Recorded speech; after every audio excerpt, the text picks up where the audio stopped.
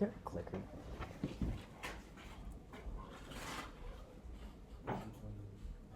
One of these works with a clicker. I'm guessing not. Okay. Sure. Okay. Yeah.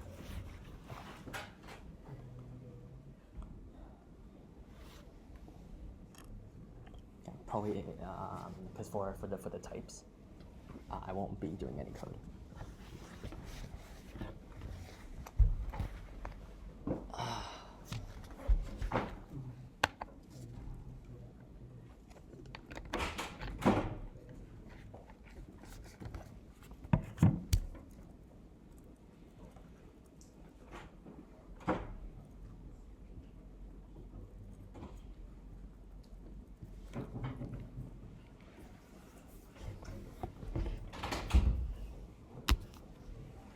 All right, we'll start in 3 minutes, but I just wanted to check in with y'all. How has start of week 2 been? Great. Okay, I'm hearing a good. Anyone else? Tough. Okay. That's a good range from good to tough. Okay. For those of you in 106B and X, how is assignment 1 going? Okay, I'm hearing a good. A little bit tedious, but it was fun. Okay, who hasn't started? Okay, no one's willing to admit.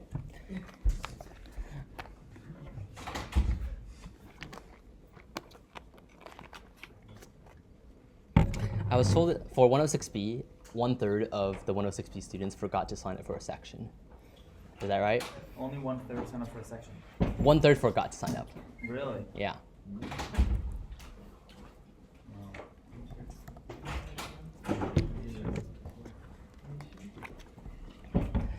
All right, before we begin, I just want to do some announcements. First announcement is assignment 1 will go live by the end of the week. And assignment 1 will use essentially the material from the first 4 lectures. So streams, some basic C++, and also vectors. Which we'll be covering on Thursday. Okay. Second thing is the professor who teaches right after us has made it really clear that he hates us. At the end of lecture, if you have questions, let's migrate outside to the hallway where we can chat and answer questions, okay? Let's not linger around here because that professor is not happy with us, okay? Cool. All right, let's get started then. So today we're going to talk more about streams, but in addition to streams, we'll also be discussing some basic C++ types, okay? Around like 1/3 of the types I'll be covering will also be reviewed later on in 106B, but a lot of the things we'll see are modern C++ ideas that were developed within the last 10 years. So pretty new stuff today. So today we'll talk about, we'll finish our discussion of I/O streams, which is, we'll mainly focus on cin. And then using what we learned about cin, we'll try to harness its power to implement getInteger. Right? How many of you have had to use getInteger in 106B? Okay, because yeah, I don't know, Mad Libs, I might use They do getInteger. get prompt. Get prompt, oh, okay. Yeah. Okay, well, you'll definitely use it for assignment 2, for sure. Then we'll do like a short interlude where I'll talk about C++ types. And then finally, if we have time, we'll discuss file streams. All right, so I know 106B already covers some basic file streams, so we'll mostly just extend the knowledge of that to more complicated file streams, okay? Could someone check, is the recording on? Good, all right, sweet. Let's get started. So, just a quick review from last time about these state bits. All right, there are 4 state bits: good, fail, EOF, and bad. The key thing to notice about each of these is that when fail, EOF, or bad are on, what happens is that the stream stops functioning, okay? Any attempt to read or write from that stream is a no-op. It does not do anything, okay? So if you try to just carelessly use cin, what you'll sometimes notice is, okay, it just stops working. It suddenly just freezes and it doesn't work anymore. And we'll discuss why that happens and how would you fix it. All right, last time we we got to this point in the code. Does everyone remember this code from last time? This was our implementation of string to integer. And the key idea was we essentially passed it to an iString stream, and then you read an int from it. Now, sometimes you might potentially not be able to read an int, where, let's see, when you try to read ISS alligator result, sometimes that operation might fail, right? If your string is not an integer. So you first check if the operation, if the fail bit is on. If the fail bit is on, like over here, then we just throw an exception. That means what we tried to reading in was not an int. All right, but great, thanks. But if it does succeed, we also have to check if after that integer there's any other remaining spare characters. If there are, then that string itself is not an int, so we should also throw an exception there.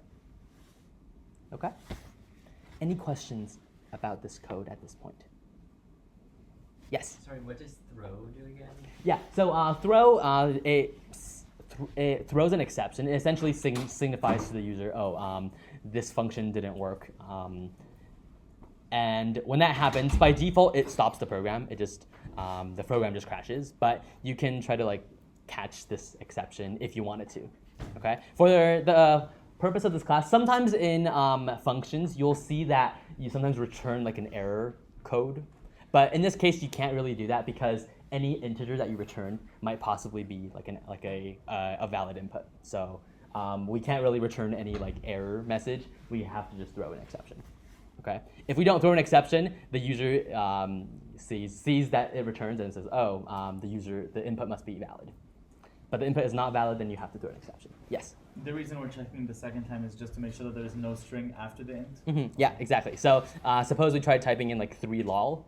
Then if we did not have the second check, it would say, you typed in 3. That's a valid integer. But that's not a valid integer, so you have to keep checking if there are any other characters. Yes, question? Yes. Instead of doing the second check, could we check for the end of file evolution? Mm-hmm. Yeah, that was actually what we wrote last time, and that works as well. Okay, I think there might be an edge case. I'm not super sure about that. Test it out. I'm fairly sure it works. Yeah. Another question. Mm-hmm. Why are you passing the string by reference? Okay, good point. So in 106b, I don't think they're super strict about passing strings by reference, but I think the general convention is any time you're passing something that's not a primitive, you pass it by reference, and if possible, you pass it by a const reference, which is you don't modify. Yeah, it was covered in 106b, right? Yeah. And to add on to that real quick, I think Jerry might have said something slightly different in 106x, which is to say that string passed by reference is vaguely a style thing. One of the reasons why we do it is because strings can be of arbitrary length, and so because of that, we our preference is to pass it by reference, but follow it for whatever your teacher in your class said. Yeah. We have a chart later on which shows you all possible cases of parameter uses. So that's a really cool chart. Question, yes? What is CH? CH, you mean CHAR? No. Good point. This is probably remain. Okay. Yeah. I name it different things. Sometimes I name it trash. Sometimes I name it garbage. Sometimes I name it CH. Question over here, yes? Why do we use var when we start off in that? What if there are multiple characters instead of only one character? Yeah, so the question is, why do we read a char instead of a string? I think you can read a string instead as well, but if there is just one character that is after the integer, then we know that the string you typed in is not itself an integer. So as long as we find one character that still exists after the integer, that means our string was not an integer, and we just throw an exception. Other questions? Yes? What is the greater than rendering? Yeah, so remember that that's the stream extraction operator. It essentially pulls the next white space separated token out of the stream. Okay, I don't have the animation right in front of me. If you look on the last lecture slide, you can see how we try to read in different ints and doubles and strings from a string stream, and it reads it one by one through the taking white space separated tokens. Any other questions? Okay, these are great questions. Also, throughout this lecture, I love all your questions, but we also want to get through everything I want to cover today. So I'll try to limit the number of questions if we are running low on time, and then feel free to always ask on Piazza. Okay, Piazza's kind of dead right now. All right. Cool. Now, just a small trick that you might see is this is kind of tedious, where you try to read in something and then you're like, okay, did it fail? Okay. This is so common that what this ISS does is when it finishes extracting something, it actually returns the stream itself. Okay. So this line returns ISS itself. Okay. Does that make sense? Okay, and that's actually why you can chain the extraction operator, because when the first extraction completes, it returns the stream itself, and then you're extracting from that again. That's why you can chain these operators. Okay, now if you try to use that as a Boolean, so if we try to do something like this, where we're pretending this itself returns a stream, this will be implicitly converted into a Boolean, which represents if it failed or did not fail. Okay. The more clear way to say it is these two are equivalent. So look at the code right now and try to figure out how these are equivalent. Okay. ISS, the extraction operator, that returns the stream itself, which is implicitly converted to did not fail. Does that make sense? Okay, so question? Yes? How does a node implicitly convert to stream.fail instead of checking mark the other bits or something? That's a good question. So the question was, how does C++ know that this is implicitly converted to string.fail? So whoever implemented the stream library wrote this thing called a conversion operator, which says, okay, if you ever use the stream itself as a Boolean, then convert it to this Boolean. Yeah, someone wrote that in the library itself. Later on, when we talk about operators, we'll also talk about if you wanted to write such an operator yourself, how would you write it? Okay? All right, so if we use that trick over there, then you can simplify the code into something like this. All right, where you can try reading in result. We're saying that if this fails, or if that succeeds, then throw an exception. All right, and from 106B or X, you've seen while some sort of stream like file, arrow, your character, right? You've seen that being used inside a while loop, and the reason why that works is because that returns us kind of like a Boolean value. Does that make sense? Yes. So that's a Boolean? So why is ISS result a Boolean? So ISS, I'm just going to call it alligator. ISS alligator result, that itself returns a stream. And then a stream, if you try to use it as a Boolean, will be implicitly converted into that stream.fail. Okay. Yeah. And then why that's the case, whoever implemented the library decided to do that. And it allows you to write some sort of like shortcuts like this. Okay? Any other questions? All right, let's move on. Let's talk about cout and cin. Originally, I wanted to just talk about cout and how buffering works, but let's skip that for now. I'll upload more slides discussing how buffering works, and you can look at it if you want, if you're curious. The key idea is when you cout something, it doesn't immediately print it to the console. It essentially just puts the characters inside its internal buffer. Okay? You have to explicitly flush it for the stuff to appear onto the console. What you've been doing right now usually is you've been using endl. Endl is a new line character plus a flush. Okay, any questions about that? Super short, but that was the main idea of what I wanted to cover. Okay, let's quickly talk about cin. Question, yeah? Sorry, just really quick. So then are you saying that if you don't use endl, it's not going to appear? So there are many. If you look on the CPP reference, you'll see there are a lot of different cases where it will flush it for you. For example, if you couted something and then you try to cin something else, the cout will automatically be flushed. There are other cases where that might happen, but what sometimes happens is when you write your code, sometimes you're like, oh, it doesn't print. Why is that? And the reason is because cout is buffered. Sometimes you have to explicitly flush it. If you don't see it onto the console, then you can explicitly say flush. Okay. I'll send the code for that. It's really cool, where I essentially write a bunch of cout statements, and then I run like like a pause function between them, and you can actually see that not all the characters are printed out directly. Yes, question. So that's the difference between the endl and the backslash. Yes, exactly. Yeah, endl is a \n plus a flush. And actually, some people say that endl is bad because you sometimes flush even though when you don't need to. Okay. For me, it's just really natural for me to type endl rather than try to figure out where the \/ character is. So I just use endl. Yeah, question. How do you flush if you don't want to use endl? Yeah, good question. Essentially, instead of endl, like arrow, arrow, endl, just do arrow, arrow, flush. Yeah, that will flush the string. All right, let's go on. Let's talk about this this cout and cin. Cout and cin work the same way as string streams. The only difference is that we now actually have a source over here.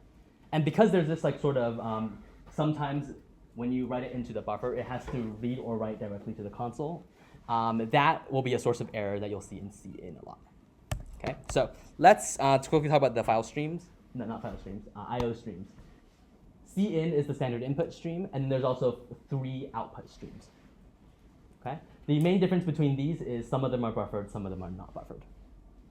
Okay, and depending on how your console is used, sometimes these appear in different colors, sometimes they're in different like consoles.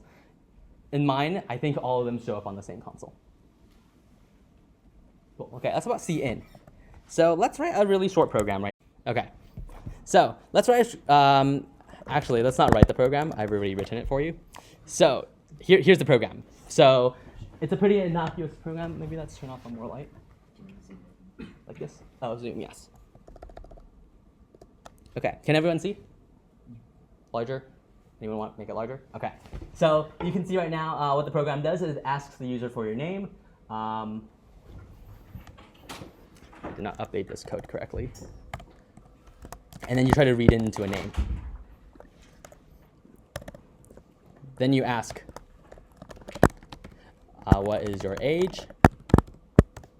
And then we try to read it into an age. So cin age.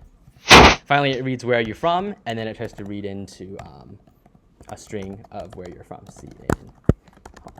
Okay, and then it says later, hello, name, age, whatever, from whatever home, endl. Okay, seems like a pretty innocuous program. Let's try running this. Oops. G++, std, C++17, cin fun.cpp.o cin fun. Oops, forgot to return, I forgot to return 0. We're gonna write that function later, and then let's return a 0 here as well. Okay, let's run that one more time. Access, okay. Whoops, not access, cin fun. All right, what is your name? Avery. What's your age? 20. Oops. Let me try that one more time. I was not supposed to type in the dash. Try that one more time. Avery, 20. I'm from Taipei. Okay, hello, Avery, age 20 from Taipei. So everything works perfectly, right? Okay, let's just quickly go through how that went. That's odd. Name. Now, the difference between string streams and cin is that what cin does is if there's nothing left in the buffer, it will essentially pause and wait for the user to type in something. That's when the user gets this prompt that says, okay, type in something. All right, so you can see EOF is on because there's no more stuff in the buffer. And when that happens, it pauses. When the user finally types in something and presses enter, like this, then the stream tries to read in a white space separated token into name. So here it tries to read in a string, Avery, and it puts it into name. Now, this next line, what cin does first is it skips over any new line characters, any white spaces. And then it sees, oh, there's no more characters. Let's prompt the user again. And then now I type 20. When you type 20, it reads in whatever you typed. Here we try to read into an integer. So it tries to read in an integer that it succeeds, and it puts 20 into age. Here now we just print name and age, so we print 20. Finally, we print some sort of response. There's nothing left in the buffer, so we try reading from it again. The user is now prompted, and then we type in Taiwan. It reads into Taiwan, and Taiwan. Okay, does that make sense? So far, so good? Why is it yes? Oh, I forgot to modify it, yeah. Before it was like a response, do you want to play again? But then I thought, oh, this is more interesting. Okay, any questions so far? Yes? Why is there no slash n between Avery 25 and 1? Why is there no backslash end here? Good question. So, because when we print right now, we don't print like a new line character. We don't print backslash n or an endl, so it doesn't actually put it onto a new line. Okay. The other ones have a new line because the user actually pressed enter themselves. Yes. What happens if whatever you type in does not match the type of what CN is going to? Like if you type in a string and when it asks for your age or something like that? Great question. Before I get to that, any other questions about this slide? Because that's the very next slide. Okay. Okay. Yes. Yeah, just with CN, if you gave your first name and surname, what would happen? Does it take in both? Or? Great question. That is the very next slide. Okay, so yeah, so you can hear there are two sources of errors, right? One is, okay, what if I typed in my full name? Seems innocuous enough. Other question is, what if I type in the wrong type? Like for age, I don't type in an int. Let's see what happens when streams go wrong. So let's try C in fun. Let's just say I type in my full name. Okay, look at the output. Is it large enough? Can everyone see the output? Okay, talk with your partner right now, or the person next to you, for 30 seconds. Don't try to figure out why this happened. Figure out what happened here. Like exactly what symptoms do you see? There should be 3 things that you notice over here.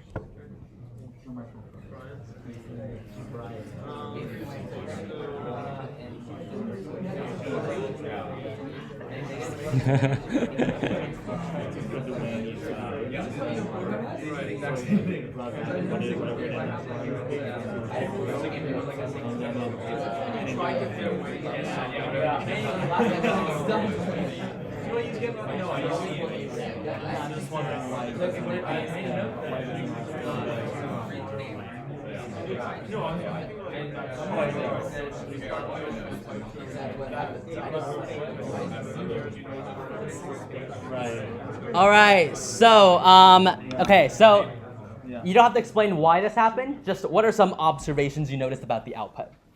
Any observations? Yes? Gotten 0 value for the age. Like, Yeah, age is 0, right? We've never typed in any age.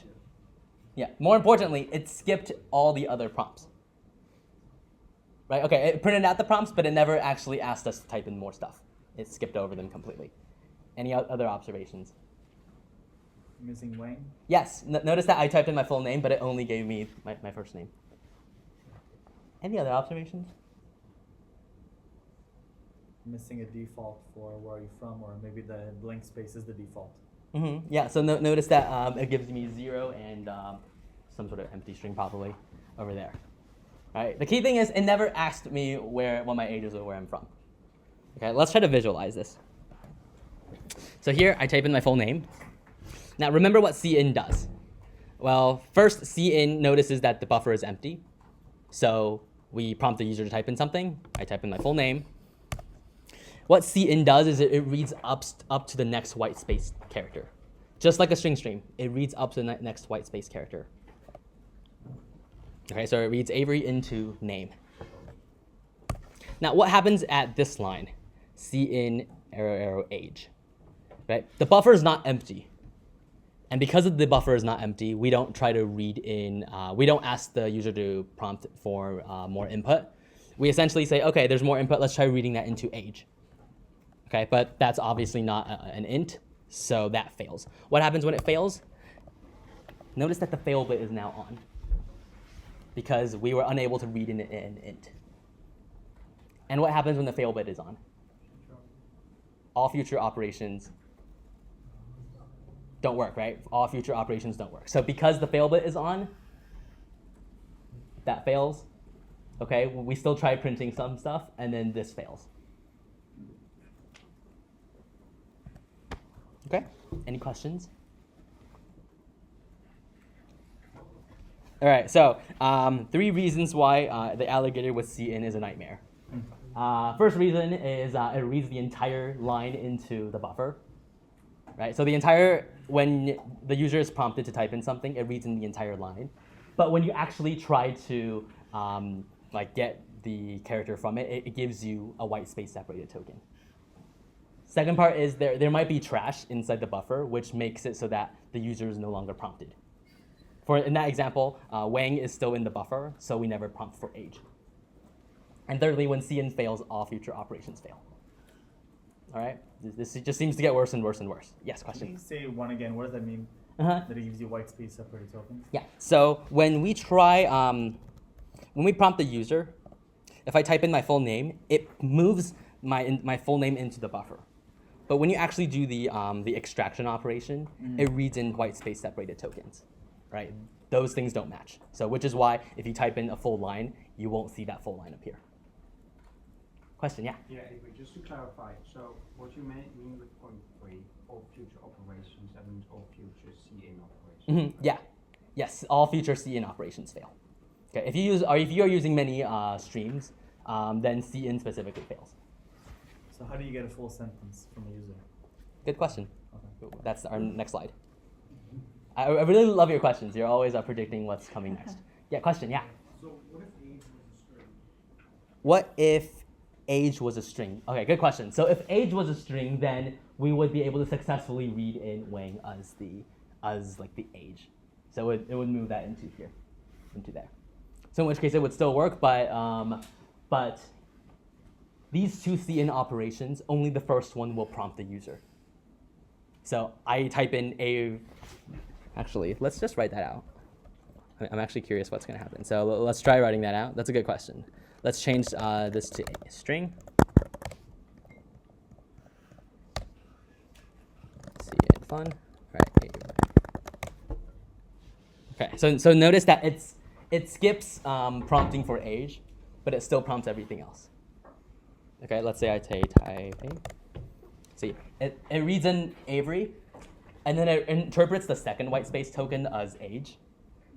And then only now, when the buffer is empty, now I prompt for something next, for type A. That's where this comes in. All right? Okay, so that's kind of annoying. What can we do now? So the key idea is we want to read the entire line. Right? When we move something into a string, we want to be able to read the entire line, not just white space separated tokens. From CS106B or X, there's a method which lets you read an entire line from a stream. You get prompt from user? Yeah, so get prompt from user is a Stanford library function, but it doesn't just get one line, it gets like a whole bunch of, it gets a file name, right? Oh. Yeah, getline is actually, is not a Stanford library function. Getline, lowercase l, that's actually a C++ function. What it does is it reads an entire line up to the \n into a variable. All right. So how it works is getline, we put in cin, what we're reading from, name, the variable that we want to read in the entire line to, and \n, that means read up to the \n. Now, in this case, when you've used getline, you don't use the \n, and because that's an optional parameter. If you ignore that, if you just leave off the \n, it still works the same way. Okay? So when we write this instead, it reads in Avery Wang as an entire string up to the \n, and it moves it into the name.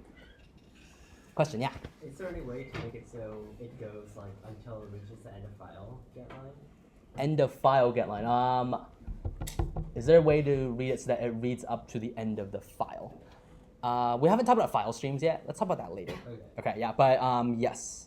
Well, depends on if you're reading it line by line or the entire thing at once. Depends on how you want to read it. Other questions? Yeah. So it's like the final parameter you put in, like let's say you put in a period, but you don't have to a period until the end of the file. Will it keep reading like different lines until it reaches the period, or will it stop at the end of the line? So this will stop when it sees a new line character only. So if periods don't matter, it only stops when it sees a new line character. So like if you change the parameter, like Oh. you change the third Oh, okay, good point. So if you change that to a period, then it reads up to a period. Yeah. Now notice that the new line character is not actually part of the string. It reads up to that character, but it doesn't include that character. Any other questions? So what if now it finds the character? Sorry, can you repeat the question? What if it now finds the character you put in, like the parent? Like there is no, for example, you put a period in this case. Now it finds that. Will it read the whole buffer? Yeah, good point. So if you do that, then it won't read the whole buffer. It will read up to the period and it stops. Question, yeah. What if you change that to a period, but there was no period? Then I think it reads up to the end of the buffer. Then it says, oh, there's nothing left. Stop. And the spec will actually say that as well. It'll give two different end cases we get from it. Yeah. Key thing to note: you can only read in strings. You can't read in an int for getline. Instead of, are there alternatives to cin? Alternatives cin. If you want to read from like the standard input, like whatever the user types, that cin is the buffer that you use, is the stream that you use. Yeah. You could also do like Oh. file. Good question. So I think your question is, can you do any other streams? Right. In that? Yes, you can do any other streams. You can do. So the first parameter is a stream, and then the Yeah. variable. Yeah. So in CS 106B, just a tip for the exam, you'll probably get a question for 106B or X, which is you have to essentially process line by line, but each line has like different items to it. How you want to do that is you want to read it line by line, and then given one line, how do you separate the tokens? Use a string stream, right? Once you have that one line, then you can separate it using a string stream, which we'll do later. All right, so cin age, we can't change that right now. Let's just keep doing that. And then everything else works so far. And then response, because response is also a string, let's do getline so that works. Okay? Now, this doesn't work, and I don't want to demo it, but notice what happens to this getline call. The user is actually not prompted. When this call happens, it reads in the \n as the string inside response, so the user is never prompted. Remember in 106B or X, you're explicitly told never to mix the arrow operator with getline. I don't think we were told that. Did they not cover that? Huh. No. Did Jerry cover it? Not yet. No? Okay, well, soon on assignment 2, you will all run into this problem. Like, trust me, you'll all run into this problem. And then when that happens, just remember, don't mix that with getline. Okay, now, how would you solve that, though? So back here, right? How can we solve this \n question? So the code is this, but this doesn't work because it reads in \n. Yeah. Can you like make cin move one character? That's a great idea. Force So the buffer or end line. yeah, so there's a command called cin ignore, which just ignores one character. So that would work. Last time we mentioned more methods about how you can like manually reposition. You can also use any of those methods. Okay, this is the simplest one. And what that does is it ignores one character, and then when it says get line, the buffer is empty, so it tries to read. Yes, question. I still don't understand why it fails when between like why getline and see out with the alligator fails. Yeah. So what the alligator does is it reads, like for example this one, the alligator reads up to \n, but it doesn't consume \n. But before it did, the previous getline did because you already. Yeah. So what the alligator does is initially it skips all white space characters, including the \n, and then it tries to read in whatever you are reading up to the white space, but it doesn't move past the white space. It just reads up to the white space. So for example here, getline. Yeah. So getline reads up to here. cin will skip all the initial white space, then read the 20. But it won't move past the white space. But it won't move past the \n. Okay. So when you try to do a getline over here, it will read in \n. Okay, \n, getline, and the alligator, they don't mix well, Yeah. unless you do something like this. Okay, so just an FYI, if you ever run into this problem, you can just skip a character. All right, let's see. So we fixed some of the problems. Now, if I enter my full name, everything works. But there's still a problem that you'll see over here, and that is the second problem you mentioned. If we try reading an integer, but that doesn't work, then what do we do? So suppose I type in 20, well, that won't work. So here's now where we want to try to write a function called getInteger, which will do the error checking for us. Right, the code we'll write right now is literally the Stanford library getInteger function. All right, I think that is probably one of the toughest functions to implement in the Stanford library, and we're going to do that right now. How much time do we have? Oh, we're out of time. That's okay. We can skip file streams. All right. Let's do. I think it's in cinfun.cpp. All right. So we're given the prompt and the reprompt. And let's try to write this function. Okay, so getInteger. Recall what getInteger does. What does getInteger do? Yeah. Asks for an integer, Mhm. checks whether it tries to put the input into an int variable, then checks either if it's the end file or if there's another character, and if there is a reprompt. Okay, so the important part, the first thing I want to talk about is reprompting. So if the user types in something that's an integer, great, return, we're done. If the user types in something that's not an integer, you have to reprompt and then essentially try the whole thing again. Yeah, so what does that suggest what we have to write here? A while loop? Yeah, we need a while loop. We have to keep looping until the user types in something proper, then we can skip out of the while loop. Okay, and I'm going to use Jerry's favorite loop, while true. Okay, so let's just do a while true loop, and then let's prompt the user, prompt. Okay, so the user has been prompted. How do we read in something from the user? Getline, yes. We want to use getline here. Let's read into a line, and then we use getline, and we read into a line. Okay? Now, one thing you always want to make it a habit of is getLine returns a true or false value. Okay, it actually returns the stream, which is converted to a true or false value. It returns a true or false like value, which represents if it succeeded or not. Okay, so you always want to check, okay, did that succeed?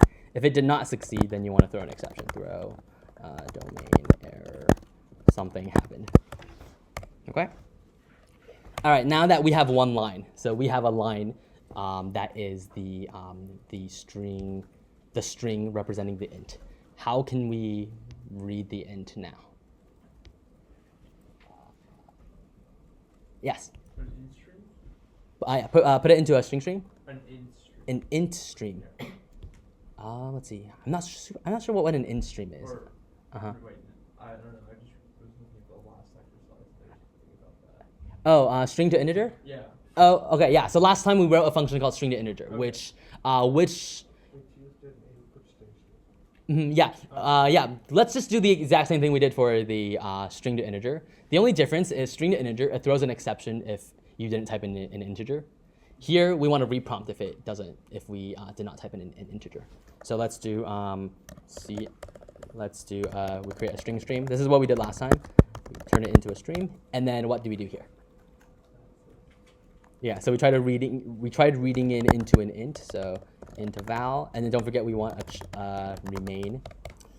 We want the first operation to succeed. So if the first operation fails, or yeah, if the second operation succeeds. Well, actually, we want if the first operation succeeds and the second operation fails, then that means we succeeded, right? The first operation succeeded. That means we type in an int. The second operation failed because that means we tried reading. There's nothing left after the int. So in that case, we can just return the value that we read in. Yeah, question, yeah. Would it be okay if the user just typed in a bunch of spaces and then an integer, right? Good question. So if the user types in a bunch of spaces, that might make this a little off. I think what the getInteger function in the Stanford library does is it ignores some white space. I think it ignores white spaces in the beginning. Yeah, test it out. Correct me if I'm wrong, but I think it ignores white spaces at the beginning. Okay, and then if this if statement doesn't work, that means what does that mean? That means our attempt to read in an integer failed, so we just reprompt over here. Reprompt. Okay, this is kind of like what we did last time in string to integer, except the only difference is instead of throwing an exception if it fails, we're going to reprompt and we're going to just keep running inside this loop until we're done. Okay? Am I missing anything? Yeah. The slides go through another way. This is how Google recommends it. If you look at Google's C++ lessons, they recommend this, which I think is disgusting. Yeah, essentially what it means is it says cin.clear. Cin.clear is useful if you want to reset your stream so that it's in a good state right now. Because before it was fail, right? Before it was, now it's fail, but then once you clear, it becomes good again. All right, and then what this monstrosity does is it skips as many characters as possible so that the buffer is empty now. Okay, so it skips to the end. I don't actually want to talk about this because, I mean, why would you do this, right? But why don't you just clean the whole buffer? Yes, but then the way to clean the whole buffer is to do this. Yeah. Now It what? doesn't just move it ahead. It doesn't actually forget everything that it knew. I mean, this is still in the memory, right? Yeah. So what this does is it moves the buffer as much as possible, and the stream itself it like recycles its memory when like you move past too far. Yeah. Question? Yeah. What does cin.clear do again? Cin.clear it resets the state of the stream. So before here it was in the fail state. Remember that if it's in the fail state, we can't do anything much with it. So to clear that, we want to call this function to turn it into good. Notice that clear doesn't actually clear the stream itself, which is kind of a bummer. Okay. So yeah, I don't know. Google recommends this, so I guess you should do it. But Stanford recommends this. So I think this is much more elegant. All right. Yeah. Just a quick overview of what this does. We're essentially creating a separate buffer where we're doing the processing in that buffer instead. Okay. So let me just walk through this. We try to read in getline, so we read that whole line from cin. We create another string stream with that same line, and then we try reading in an int, and then we also try reading in more trash. Okay, so it successfully read trash, so this fails. Okay, and then here we actually don't need these lines because we're creating a new iStream stream every time. Right, so we can actually remove these.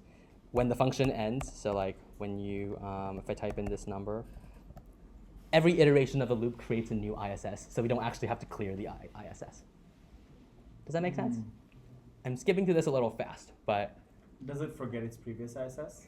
Yeah, because when ISS goes out of scope, because the scope of the ISS is within the loop, so once it goes out of scope, the ISS is gone. And it creates a new one every iteration. Questions so far?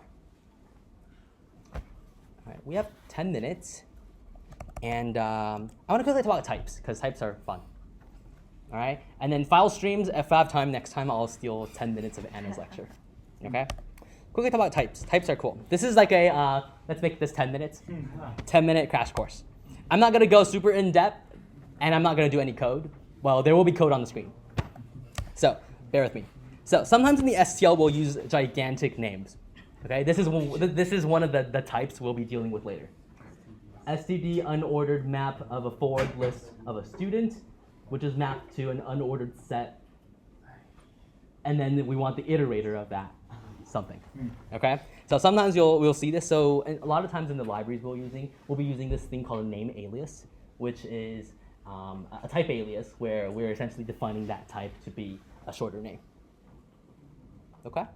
So sometimes in the libraries you'll see map iterator instead of that gigantic type, and the reason is well they decided to simplify the name a little. Now this is still error prone because this code actually doesn't work. Technically, yeah, so you can replace it like that. Technically, the type here is a const iterator. We'll talk about that next week. But to prevent small errors like this from happening, C++ 11 introduces this new keyword called auto. Okay? What auto does is essentially says, compiler, figure out the type for me. So the compiler looks at that thing, and it figures out what the type of that thing is. It's like var. In JavaScript? Yeah. I think so. Yeah, same idea. Okay, Same yeah. And this is another example of C++ like adapting to other popular features of other languages. So sort of like how other languages like do that. One cool thing in Qt Creator is if you hover over the auto, it will tell you exactly what the type is. Cool, right? All right, so auto, you can, Before runtime. before, yeah, so this is actually a compile time thing, right? Auto is a compile time thing. Auto can be used in a lot of places. So for example, here, what's the type of copy? Vector of strings. Yeah, so V is a vector of strings, so when you copy it, it's that type is a vector of strings. What's the type of this? A double. What's the type of this?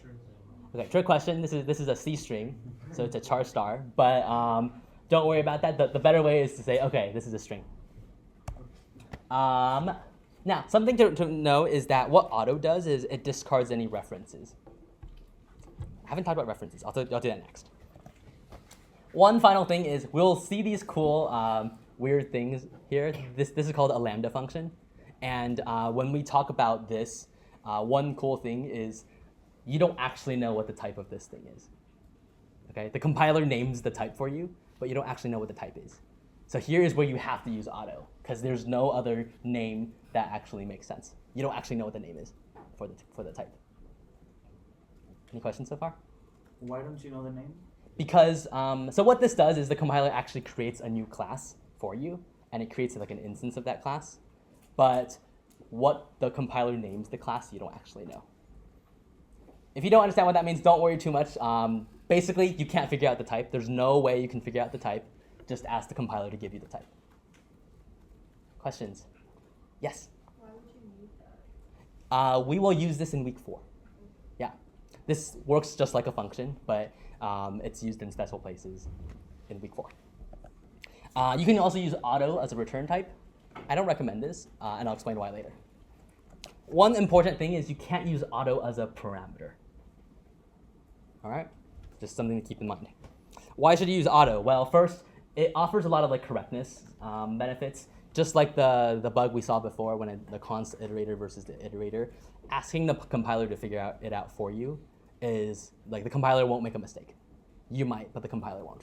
So you won't get issues like implicit conversions, trying to convert an int to a double to an int, for example. And you also won't get uninitialized variables. It's also flexible. If you ever need to change the type, well, auto makes it easy for you. Now, when auto should be used is a very contentious topic. All right, there are 2 camps. One camp is called AAA, almost always auto.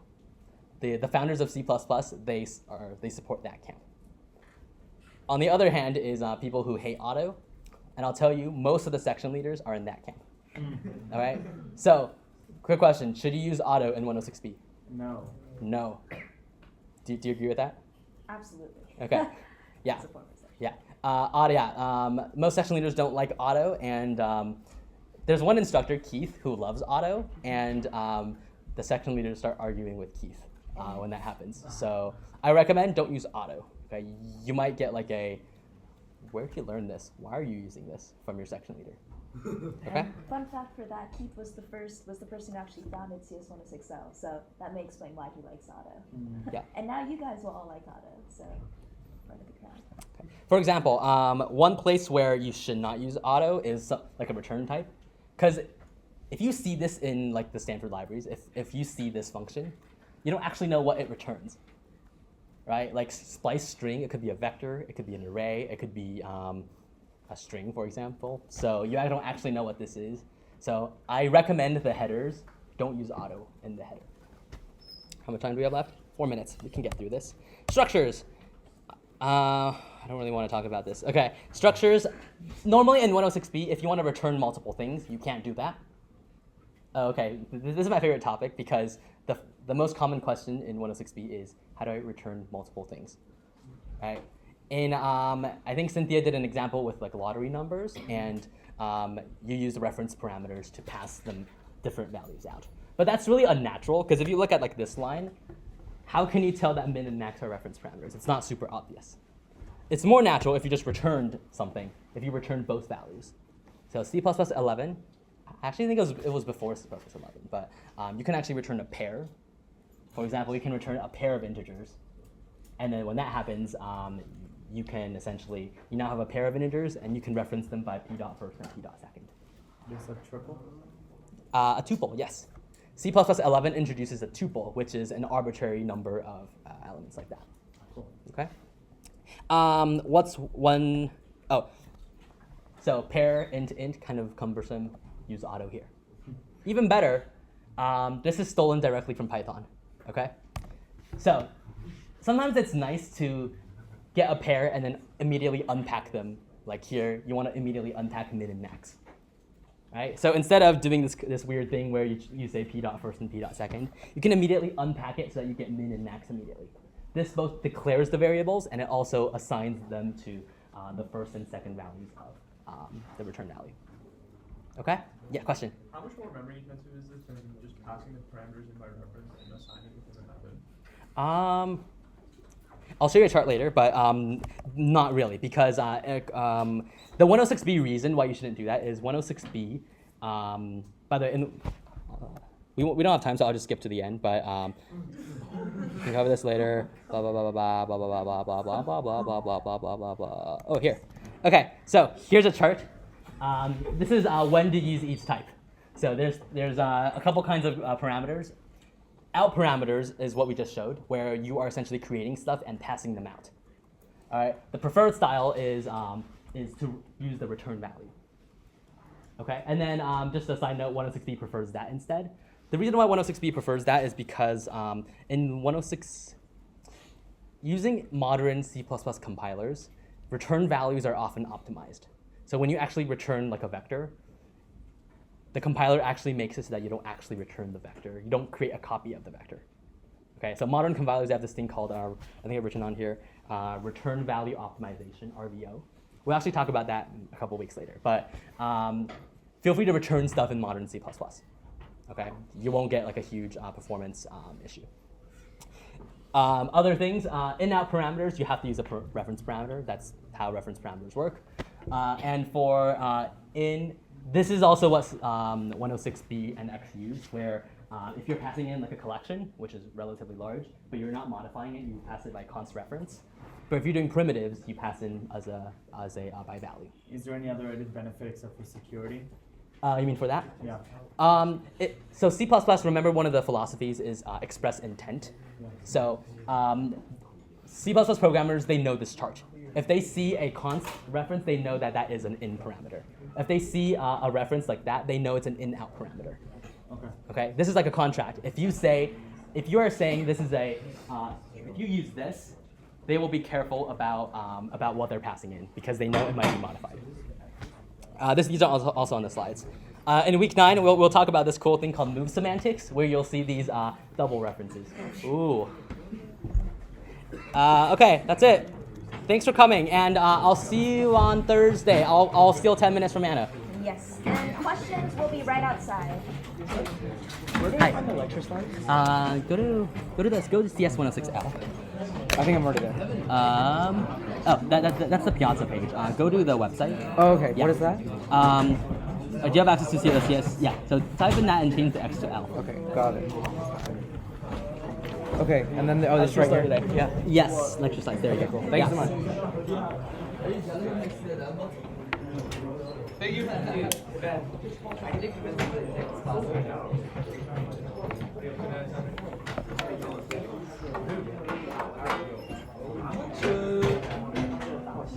you around for the summer. What do you do?